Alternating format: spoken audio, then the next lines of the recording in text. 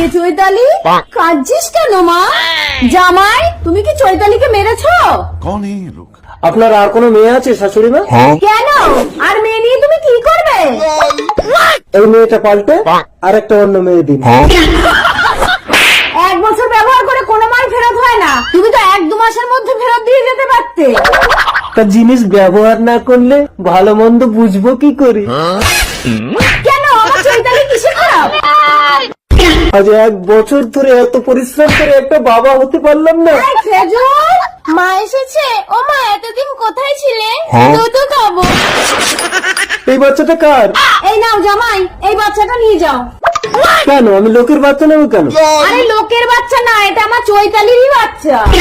তার মানে চৈতালির বিয়ের আগে বাচ্চা হয়েছিল? এবার বুঝতে পারছো? তোমার কারণেই চৈতালির বাচ্চা হয় না। ও দিদি, একটু শোনো।